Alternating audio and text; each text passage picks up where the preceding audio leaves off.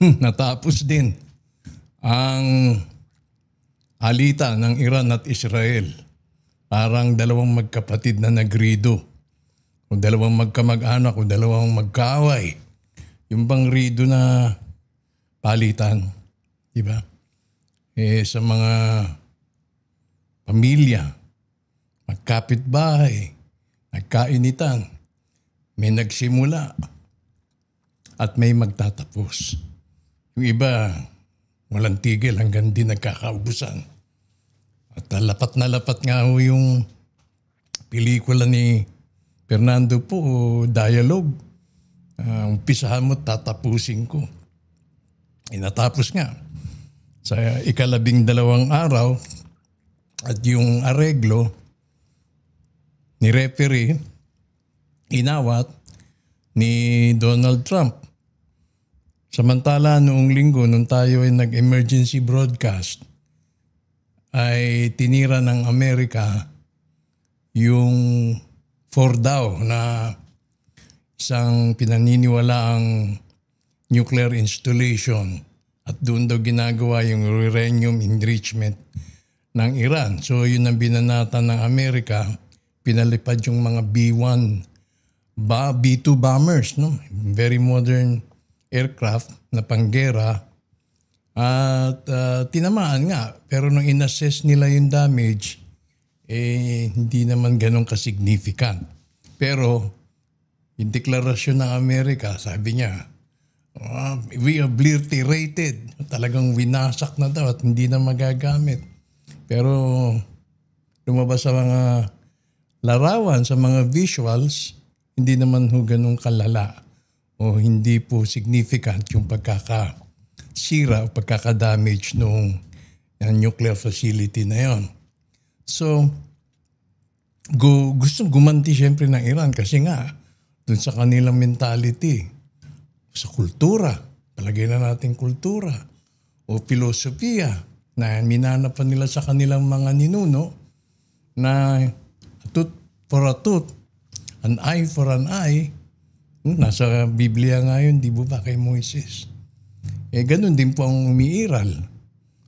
So, para matapos na ang mga sigalot na ito, pinahiwatig ng pangyayari na itong si Donald Trump ay na-pressure ho talaga. At ginawa niya yun para mapagbigyan ang Israel sa kahilingan ni Netanyahu na tirahin na dahil wala kaming kakayahan, wala kaming ganung uri ng bomba na maaaring makapenetrate doon sa bunker. Ang may kakayahan lang gumawa noon ay ang Amerika. So saan ang gagaling nga ba yung pressure? Saka monitor ho natin, mukhang may taglay o may hawak na pang-blackmail ang Mossad, yung intelligence agency ng Amerika kontra kay Trump. Malamang ganun Kasi nga dun sa tinatawag na Jeffrey Epstein Files. Yung Jeffrey Epstein Files, yan po yung may isla. Tapos may mga babae, ang tawag nga nila doon ni Lolita Express. Kumbaga barely 18. At mga big time yung mga kliyente o iniimbita ni Epstein lamang para makunan ng video at mag-blackmail. At kapag blackmail na, di syempre natural, hawak na sa leeg. Itong si Epstein, pinaniniwala ang ahente ng Mossad.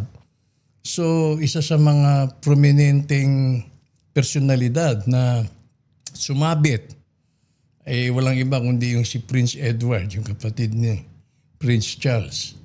Malaking skandalo nga ho yan para sa royal family. Ewan ko kung paano nila na-areglo yan o hindi man.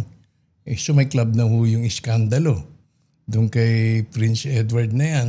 Dahil nga, sa pagiging malapit nito kay Epstein at pinaniniwala ang may mga scandalous files na itinago si Epstein. Hindi rin nagkakalayo yon kay Donald Trump nung siya'y bata-bata pa dahil may mga pictures nga na lumalabas na malapit din siya kay Epstein. At sinasabi nakailang punta rin siya dun sa isla ni Epstein. So kung i-apply mo kung anong taglay ng Israel, no? Siya nga po pala, hindi ko mo Hudyo ay Zionista, hindi ka mo Zionista ay Hudyo. Panoorin po niyo yung latest video natin pong ginawa at nang sa ganun maunawaan natin kung sino ho itong mga perpetrators na ito at bakit lagi nasasangkot yung Israel gayong sinasabi nga na may mga Israelita o may mga Hudyo na reliyoso. So panoorin po ninyo yan para maintindihan ninyo yung para dun sa mga hindi pa po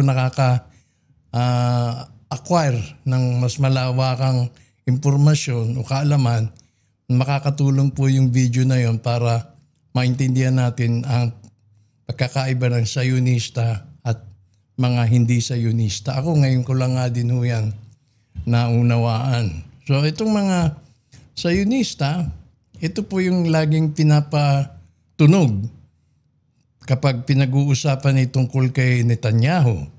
So nandoon na po, no? Nagkaroon na ho ng division sa mga posts na sabi ho din yung mga Zionista at hindi po sinasabi ng mga Jews. Kasi kailangan nga po ma-distinguish ang pagkakaiba ng Zionist at ng non-Zionist. So pinaniniwalaan na baka itong si Trump ay na-blackmail. Kaya hindi siya makatanggi. Ayaw man niyang gawin, napilitan siyang gawin noong linggo. Kaya nga po, aburido yung mama. So, ang nangyari, nagsabi naman ng Iran na talagang gaganti sila sa Amerika.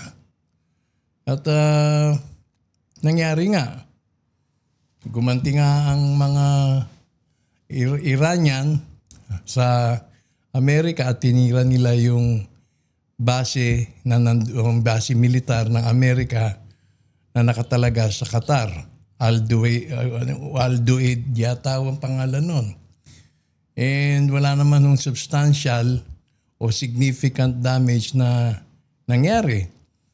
So nang balikan ho yung mga istorya, nangyari ho pala, nagkaroon ng early warning. No? Nag-warning na ang Iran. Titirahin namin yan. Kaya na bago pa man ginawa ng Iran yon kahapon o nung isang araw, kahapon yata, kagabi sa time natin, nailikas na ho yung mga tao at nailikas na rin yung mga kagamitan. At lumilitaw na ganun din pala ang nangyari ng tirahin ng Amerika ang Iran. Ilang araw pa lang, sinabihan na ititirahin namin. So, sa strictly, kung yan ay talagang digmaan o seryoso talaga ang Amerika laban sa Iran and vice versa, edition sana, hindi ipapaalam. Pero may binibigay nga na early warning. So, luminglitaw, pagitan lamang po ito ng ng US tsaka Iran. Lumilitaw na parang muro-muro, no? At ang pinakamalaking pinsala o pinakamalaking takot ng mga mamamayan sa buong mundo hindi ho yung missile. Kasi yung missile nakakonsentrate lang ho yan kung saan apektadong lugar. Kaya ng mga Pilipino na nasa Qatar, naka-experience for the first time in their lives, may naglilipa ng missile. At ganun din siyempre sa Israel at ganun din po sa Iran. Hindi sa kabuuan, mas nahintakutan po yung mga mamamayan ng daigdig. Hindi ho sa missile. Nahintakutan ho sila na mabalitaan nila na isasara na yung Strait of Hormuz. Ano po yung Strait of Hormuz? Yan po yung lagusan, parang kanal. No, na walang makakalabas kapag nagkarga ng langis dun sa ibang bahagi ng Middle East, hindi ho sila makakalabas dahil nga kapag sinaraduhan yung Strait of Hormuz na kontrolado ng Iran. Maski si Trump sabi, wag. Kang gano'n, nag-post siya sa tweet. At marami pong nangamba nakahanda na nga po ang Pilipinas. Sabi, magtataas do talaga ng presyo ng gasolina at ng mga produktong petrolyo. Dahil dyan, pero kapag sinara ho yung Strait of Hormuz, sigurado ho na magtataas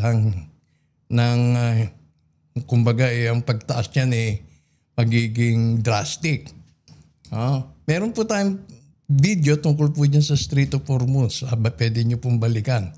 Yung ating mga video po kapag nyo pong pinanood yung mga previous mga 2 weeks ago or 10 days ago, pag binalikan niyo po at mas lubos na maunawaan niyo po ang mga kaganapan at ang mga naganap.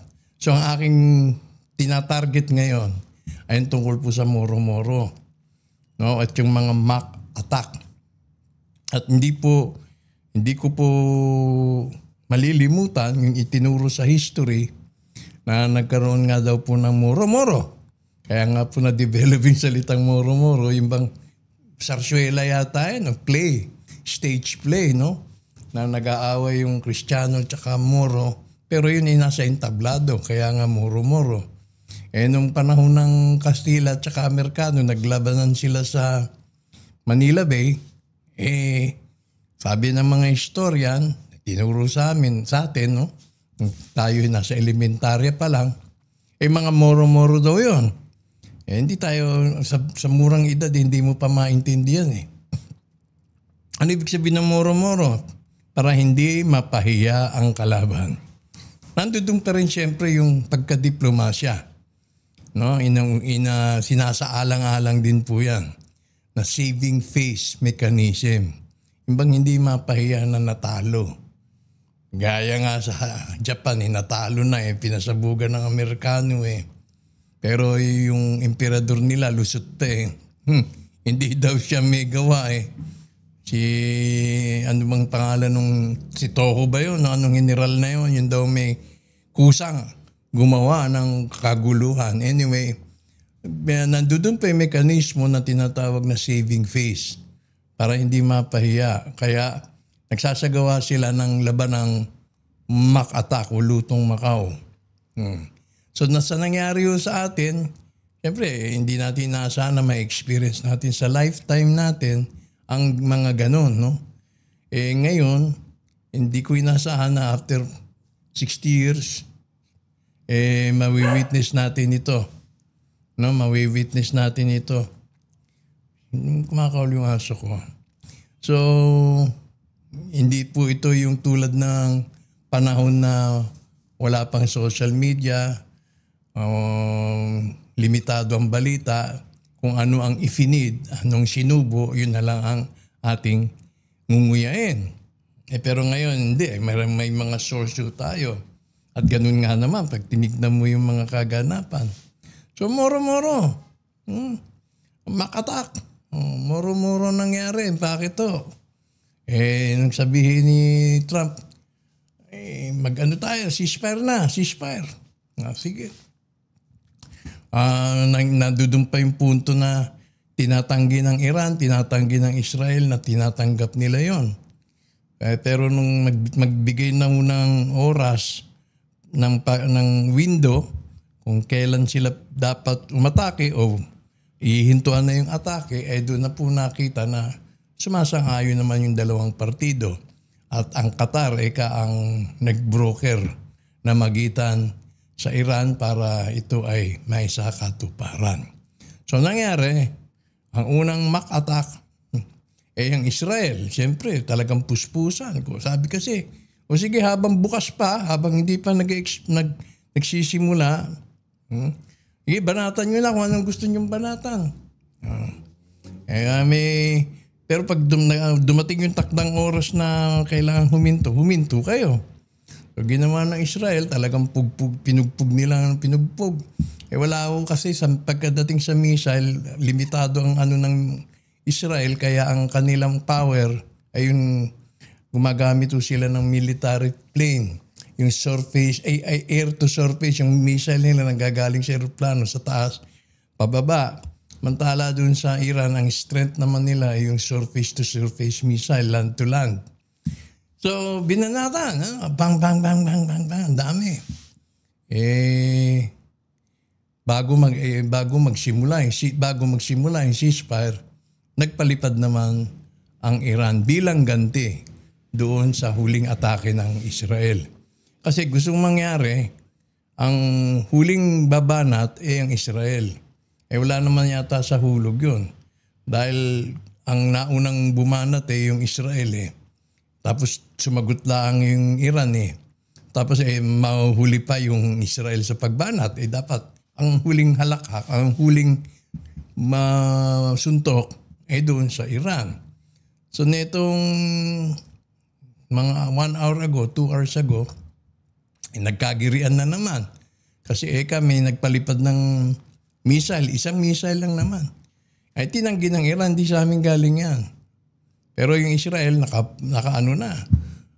Nagpalipad na ng fighter plane. Buti inawat ni Donald Trump. Sabi wag yung bombahan yung Iran. Takot sila kay Big Brother And natuloy man kasi sabi ni Netanyahu, hindi ko na mapipigilan yun nasa area na Pero ang ginawa, tinira na lang yung, pinalabas yung missile, tinira sila na bakanting lote pero agricultural plot yata yun. At hanggang doon na lang, no? Instead na magiging sana yon, deadly sana yon, pero di na natuloy. Kaya sabi ni Trump hindi nila alam yan mga pinaggagawa nila para silang mga bata na nag-aaway para magpamilya na o nagrirido, no? So sa ngayon, ceasefire muna, pero naging malaking takot, naghatid ng malaking pangamba sa buong mamamayan sa mundo ay yung pong pagsasara ng Strait of Hormuz. So, sa akin, i-analyze po natin ito, nagkaroon po ng moro-moro sa pagitan ng US at Iran.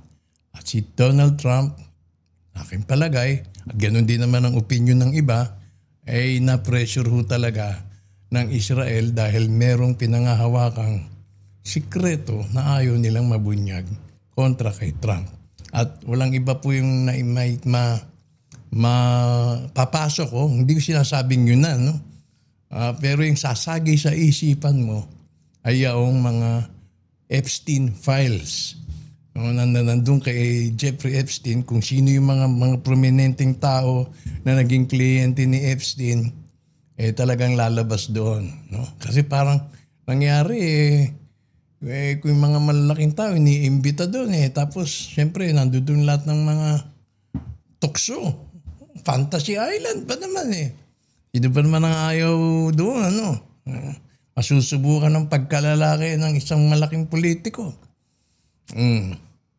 Kaya isa po yan sa mga sumasagi o baka may mas malalim pa. Hindi na po natin maarok yun dahil wala po available na information na pwedeng ma-access sa publiko. So itong atake ng Amerika sa Iran at yung inatake ng Iran yung US base o American base ay moro-moro, kumbaga symbolic. Kaya sa mga posts, mahagip natin mas madalas yung salitang symbolic attack. Simbolismo na lang yan. Na parang signifying na hindi kami aatras, hindi kami uurong. Pero alam niyo kung sino daw talaga ang talo sa digmaang ito. Of course, pinakita ng Israel na ang superiority nila pagdating sa mga sa aero combat, no? Aeronautics dahil magaling silang magpalipad at siguro mas marami silang fighter jets kaysa sa Iran kasi fighter jets ng Israel galing sa Amerika. At ang strength naman, lakas naman ng Iran doon sa missile. So nagpalitan sila, no? Now, sino ang panalo? Well, at sino ang talo? Siyempre, mahirap sabihin kung sino nanalo, sino natalo. Pero sa tingin ko, ang Israel ang mas nagtamo. No? Nagtamo ng pinakamalaking dagok. Kasi ang Iran, ano na yan kumbaga sa boxer, parang si Pacquiao na yan eh. Ay, alog utak na mo yan eh.